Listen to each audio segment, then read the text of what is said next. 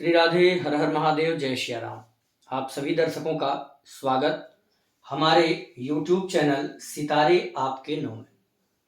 जो भी दर्शक अपनी जन्म पत्रिका हमें दिखाना चाहते हैं, अभी तुरंत अपना date of birth, time and birth place, video जिस समय आप देख रहे होंगे उसी समय अपना डेट ऑफ बर्थ और उसी समय का टाइम, जिस समय आप हमें प्रश्न करने वाले हैं और आप जहां से प्रश्न कर रहे हैं उसी स्थान का बर्थ प्लेस, डिस्ट्रिक्ट और स्टेट, ये पूरा लिख करके हमारे इस वीडियो के कमेंट में यदि आप डालेंगे तो उसी समय से और उसी डिटेल से मैं आपकी प्रश्न कुंडली बना करके आप हमसे अपना कोई एक सवाल पूछ सकते हैं।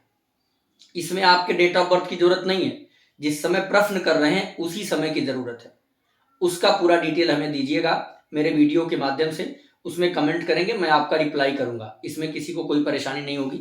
और वीडियो को लाइक जरूर करिएगा। लाइक करके यदि आप कमेंट करेंगे और सब्सक्राइब करेंगे तो मैं आपके प्रश्न का जवाब उसी कमेंट बॉक्स में दूंगा। जो हमारे पुराने सब्सक्राइबर हैं उनको केवल लाइक और कमेंट करना है। आइए, आज का जो हमारा विषय है वो है प्रश्न कुंडली का। अगर आप हमसे अपनी जन्म कुंडली का विश्लेषण करवाना चाहते हैं, फोन पर बात करके गाइडेंस लेना चाहते हैं जन्म पत्रिका के अनुसार, अपनी जन्म कुंडली के किसी भी ग्रह की शांति करवाना चाहते हैं, रत्न रुद्राक्ष या ब्रेसलेट से संबंधित जानकारी चाहते हैं, या आप ज्योतिष सीखना चाहते हैं तो आप हमारे साथ जुड़ सकते हैं। अपॉइंटमेंट लेकर के अपनी जन्म कुंडली दिखवा सकते हैं। नंबर हमारा 7310113939। इस नंबर पर हमसे संपर्क करके आप पूरी इंफॉर्मेशन ले सकते हैं। तो प्रिय दर्शकों, आज मैं आपके सामने उपस्थित हूं एक बहुत इंपॉर्टेंट और महत्वपूर्ण जानकारी लेकर के, जिसका नाम है प्रश्न कुंडली। कभी कभी होता है कि जातक के पास उसका डेट ऑफ बर्थ नहीं होता, टाइम नहीं होता, बर्थ प्लेस एग्जैक्ट नहीं पता होता, या अगर बर्थ प्लेस पता भी है तो जन्म समय और जन्म तारीख पता नहीं होता। ऐसी स्थिति में आपको मैं बता दूं कि आप अपने किसी भी प्रश्न का बिल्कुल सटीक जवाब प्राप्त कर सकते हैं, लेकिन इस विद्या का प्रयोग जब भी आप आजमाने के लिए करेंगे तब आपका जवाब गलत आएगा। इसलिए इसके साथ श्रद्धा और विश्वास से जुड़ करके, क्योंकि यह ज्योतिष जो प्रश्न कुंडली है यह आपके मनोदशा पर चलती है, आपके मनोदशा पर चलती है। जब आप वास्तव में परेशान होंगे तब यह आपकी बहुत सटीक मदद करती है, परंतु जब आप इस विद्या को आजमाते हैं तो उलूल जुलूल आपका जवाब आएगा और आपका विश्वास इससे टूट जाएगा। तो आपको जो एक रास्ता मिलने वाले था वो भी रास्ता खत्म हो जाता है। आइए, आज मैं आपको बता देता हूं कि प्रश्न कुंडली से आपके प्रश्नों का जवाब कैसे मिलता है। पहला जो इसका फॉर्मूला है वो है विश्वास। विश्वास से आप किसी एस्ट्रोलॉजर के पास जाइए, या कोई व्यक्ति, आप एस्ट्रोलॉजर हो, आपके पास आया हो, जिस समय वो व्यक्ति आया है प्रश्न करने उसी समय का टाइम ले लीजिए। मान लीजिए सुबह के 9 बजे आया, सुबह 9 बजे आया, तारीख मान लीजिए कि 22 मार्च 2024 है, या आप अपने अनुसार कोई भी समय ले सकते हैं। जन्म स्थान मान लीजिए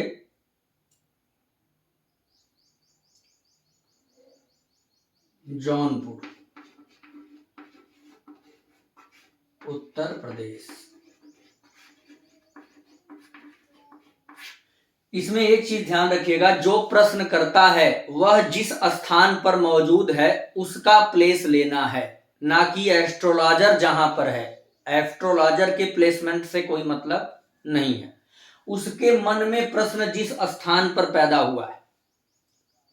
भाई, आप कहेंगे कि यह विद्या कैसे सफल हो सकती है, तो आपके मन में जिस समय, जिस घड़ी में, जिस जगह पर प्रश्न का जन्म हुआ, वही प्लेस तो उस प्रश्न का जन्म कुंडली होगा। आपकी जन्म कुंडली कैसे बनती है? जिस समय पर, जिस स्थान में, जिस तारीख में आप पैदा होते हैं, तो वही प्रश्न आपके मन में जिस जगह पर जन्म ले रहा है, वही बर्थ प्लेस, वही डेट और वही समय आप दे करके अपने उस प्रश्न का एकदम सटीक जवाब ले सकते हैं। एक छोटे से उदाहरण से मैं आपको बता देता हूं कि कैसे आप प्रश्न का जवाब दे सकते हैं। तो प्रिय दर्शकों, सबसे पहले जो प्रश्नकर्ता आ रहा है, अगर उसने कोई प्रश्न किया, हम उदाहरण के लिए ले लेते हैं कि जो प्रश्नकर्ता हमारा है उसने प्रश्न क्या किया कि हमको संतान होगी या नहीं। बहुत दिनों से संतान के लिए प्रयासरत है पर संतान नहीं हो पा रही है। मान लीजिए ये उदाहरण कुंडली, और प्रश्नकर्ता का प्रश्न है कि क्या मुझे पुत्र होगा या पुत्री होगी, मेरे पास कोई संतान नहीं है, क्या मुझे संतान होगी या नहीं होगी, उम्र भी बढ़ रही है। तो जो एस्ट्रोलॉजर है, जो प्रश्न कुंडली बना रहा है, जिस समय उसने संतान का प्रश्न किया उसी का टाइम, उसी समय का ले लीजिए, वही डेट ले लीजिए, और जिस स्थान पर प्रश्न करता, हो सकता फोन से भी प्रश्न कर रहा हो तो उससे पूछ लीजिए कि भैया आप किस स्थान पर हैं इस समय, प्रेजेंट समय। वही स्थान, वही डेट और वही टाइम लेकर के आपने चार्ट बना लिया। जो भी चार्ट बना उसके पंचम भाव पर आपकी निगाह जानी चाहिए, क्योंकि प्रश्नकर्ता का जो प्रश्न होगा वह कुंडली में किसी न किसी भाव से संबंधित होगा। उसने पूछ दिया कि क्या मैं गाड़ी ले पाऊंगा, तो चतुर्थ स्थान। क्या मेरा विवाह होगा, तो सप्तम स्थान। क्या मैं कर्ज चुका पाऊंगा, तो छठा स्थान। क्या मेरा बिजनेस है जो अभी शुरू करने जा रहा हूं उसमें लाभ होगा, तो एकादश स्थान। क्या मुझे नौकरी मिलेगी, तो दसम स्थान। क्या मेरा पराक्रम साथ देगा, मेरा बाहुबल काम करेगा, मैं ये नया काम करने जा रहा हूं, किसी पर विजय प्राप्त करना है मुझे, तृतीय स्थान। क्या मैं बैंक बैलेंस बना पाऊंगा, द्वितीय स्थान। इस प्रकार से क्या मैं धर्म कर्म के क्षेत्र में आगे बढ़ पाऊंगा, तो नवम स्थान। तो जो प्रश्नकर्ता आपसे प्रश्न कर रहा है उसके अकॉर्डिंग आप उस भाव का चुनाव कर लीजिए। मान लीजिए आपसे संतान का प्रश्न अगर आया है तो पंचम भाव को देखेंगे। यहां पर एक बहुत इंपॉर्टेंट जानकारी देना चाहूंगा, जो शब्द शायद आप अगर इस प्रश्न कुंडली के बारे में न जानते हो, जो जानते हो मैं उनको प्रणाम करता हूं। यहाँ पर मुझे एक से एक विद्वान भी देखते हैं और वो लोग मुझे बहुत प्रोत्साहित करते हैं। देखिए, मैं भैया आपसे निवेदन करूं, मैं बहुत बड़ा एस्ट्रोलॉजर नहीं हूं, और बस ये है कि मैं आप जैसे बड़े लोगों के साथ जुड़ करके और जो हमारे महर्षियों ने पुस्तकों में लिख दिया है उसका अध्ययन करके सही जानकारी देने का प्रयास बस करता हूं। मुझे क्या आता है नहीं आता है उस पर मैं बहुत चर्चा नहीं चाहता हूं, और ना ही आप मुझे बहुत बड़ा समझिए। बस यह है कि मैं आपके लिए एक मार्गदर्शक बन सकता हूं ज्योतिष के सहारे, मेरा उसमें कोई रोल नहीं। तो जो लोग बहुत बड़े हैं, जो हमें इस ज्योतिष को जानते हैं, उनकी बात नहीं करता हूं। जो लोग नहीं जान रहे हैं या जो लोग सीखने के इच्छुक हैं, तो पंचम भाव की जो राशि है इसका जो स्वामी हो गया वो पंचमेश हो गया। इसमें अगर कोई ग्रह बैठा होगा तो वह पंचमस्थ होगा। ठीक है, तो पंचमेश पंचमस्थ, एक नया नाम आपको मैं बताने जा रहा हूं जिसका नाम होता है कार्येश। लग्नेश, पंचमेश, द्वितीयेश तो आप सुने होंगे, भावेश सुने होंगे, भावस्थ सुने होंगे, पर कार्येश शायद आप पहली बार सुनेंगे अगर नहीं जानते हैं। कार्येश क्या होता है? तो जिस भाव से प्रश्न कुंडली में कार्येश बनता है केवल, और कुंडलियों में नहीं, जिस भाव से संबंधित प्रश्नकर्ता का प्रश्न है उस भाव का जो स्वामी होगा वही कार्येश होगा, क्योंकि यह कार्य स्थान हो गया। प्रश्नकर्ता के लिए पंचम स्थान क्या हो गया? कार्य स्थान हो गया, और इसका स्वामी क्या हो गया? कार्येश। तो कार्येश इनका कौन बना? शनि। अब दो लोगों की जरूरत पड़ेगी आपको प्रश्न कुंडली में, एक कार्येश और एक लग्नेश।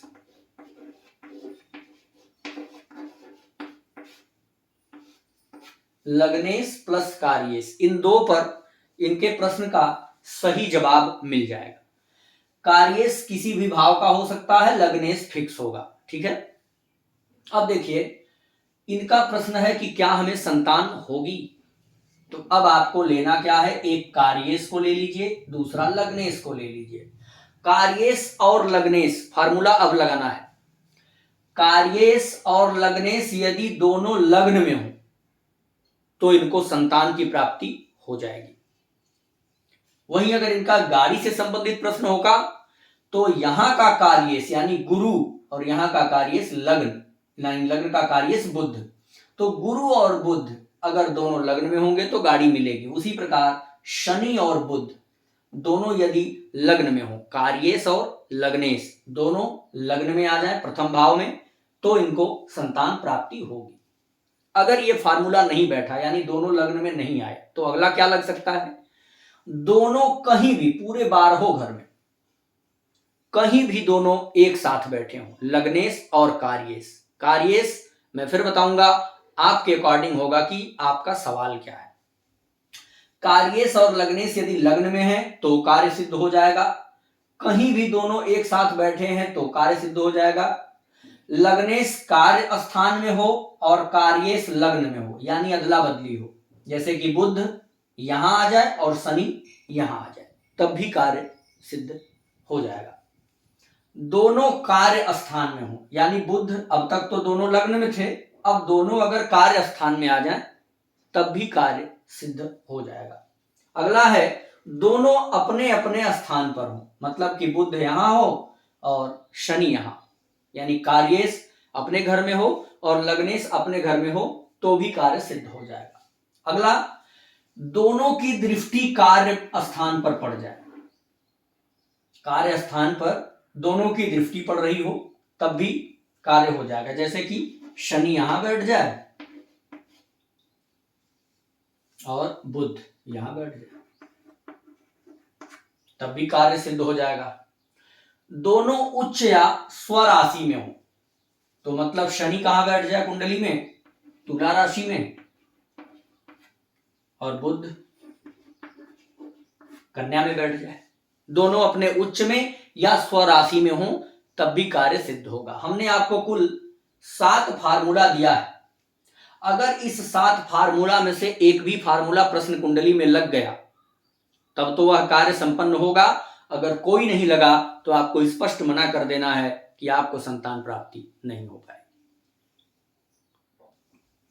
अगर प्रश्नकर्ता ने प्रश्न किया तब तो यह फार्मूला लगेगा। प्रश्नकर्ता आपके सामने आके बैठ गया और पूछ दिया कि चलिए प्रश्न कुंडली से बताइए कि मैं क्या चाहता हूं, अभी मेरे मन में क्या चल रहा है, तब यह एक चुनौती हो जाएगी आपके लिए। पर इसका भी जवाब हमारे महर्षियों ने कहा कि जो प्रश्नकर्ता आपके सम्मुख आया, बैठा और उसने पूछा कि मैं क्या सोच रहा हूं या मेरा क्या प्रश्न हो सकता है इस समय, तो उस समय की कुंडली बनाइए और उस चार्ट में चंद्रमा को देख लीजिए। चंद्रमा जन्म पत्रिका के किस भाव में बैठा है, चंद्रमा ही मन का कारक है, बिना चंद्रमा के आप कुछ सोच नहीं सकते भैया। तो चंद्रमा जिस भाव में बैठा होगा वहीं से संबंधित उसका विचार होगा। अगर चंद्रमा यहां मिला तो धन से संबंधित प्रश्न होगा, यहां मिला तो पराक्रम छोटे भाई से संबंधित प्रश्न होगा, यहां तो जमीन गाड़ी मकान या पारिवारिक सुख से संबंधित प्रश्न होगा, यहां मिला तो प्रेम से संबंध या पंचम स्थान उच्च शिक्षा का है या बुद्धि का है या शेयर मार्केट का या लव रिलेशनशिप इत्यादि का, रोग ऋण शत्रु का यहां से हो जाएगा, विवाह का या पेट से संबंधित समस्याओं का या व्यापार से यहां रिलेटेड हो जाएगा, मृत्यु का प्रश्न है या फिर कुछ गहरी नॉलेज की बात है या किसी के राज के बारे में जानकारी चाहिए यहां से हो जाएगा, भाग्य के लिए, पिता के लिए यहां से, नौकरी के लिए यहां से प्रश्न हो जाएगा, लाभ के लिए यहां से, और खर्च से परेशान है तो यहां से, इस प्रकार से। और लग्न में यदि बैठा है चंद्रमा तो जातक अपने अनेक प्रकार के समस्याओं को लेकर के आया होगा और उसके दिमाग में बड़ी उथल पुथल चल रही होगी। इस प्रकार से आप प्रश्न कुंडली देख करके और किसी के बारे में सटीक जवाब दे सकते हैं। अगर आप भी अपने प्रश्न कुंडली का निर्माण करवा करके जानकारी लेना चाहते हैं तो इस नंबर पर संपर्क कर सकते हैं। जय श्री